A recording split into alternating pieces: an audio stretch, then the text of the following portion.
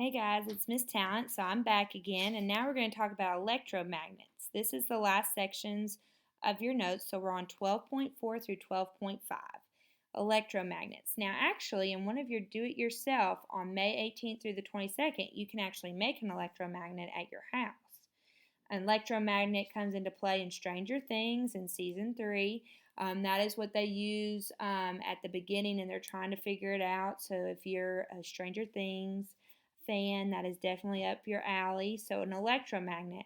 Now electromagnets you're going to make, if you do the do-it-yourself, you're making a very basic small one, but they can vary in size. So electromagnets is a coil of wire with an electric current in it that behaves like a bar magnet. So it's an electric item that's actually behaving like a magnet. So the electromagnet can actually be switched on and off just like our lights in our house. So you can turn it on and off. So it's not like a bar magnet where if I had a permanent bar magnet, it will always attract to paper clips. If I had an electromagnet, it would only work when there's a power source. If there's not, the actual paper clips will not attach to it. A lot of times these are used in scrap yards. So they'll actually turn it on to pull all the metal out of like a scrap pile to then sort. Doorbells use it, electric motors use it, generators use it, and there are a lot of times built into those things where we wouldn't actually know that they were an electromagnet, but they are. How do we make it stronger? So that is a great question, and that's going to probably be heavily asked on your unit packet.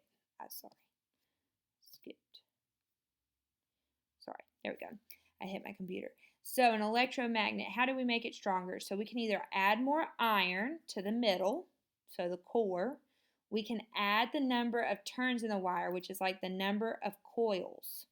Okay? So it's like how many times do you wrap the wire around the nail, just like in your do-it-yourself.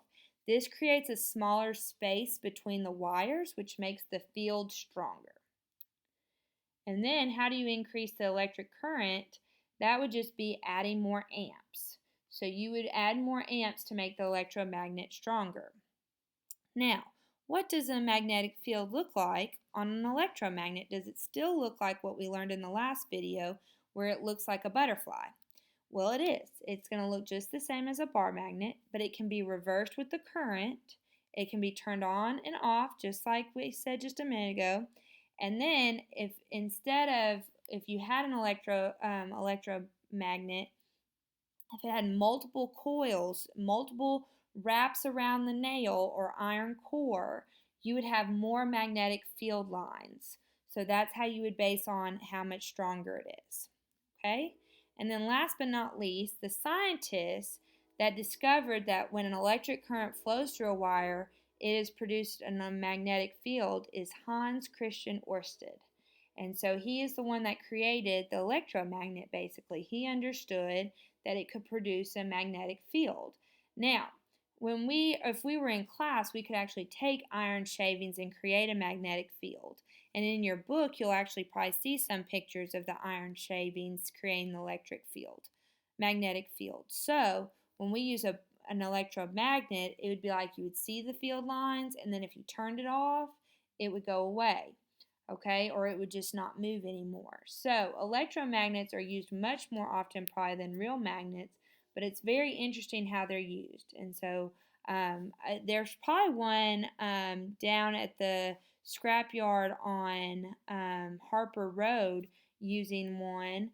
If I'm trying to think of some that might be in town, but you're going to create one. If you have a nail and some wire, you're able to create one at home. So make sure you check out the do-it-yourself labs for the week of May 18th through the 22nd. Remember, next week you will be doing your iReady mastery test, and we do not expect you to do any science that week. We expect you to focus on that.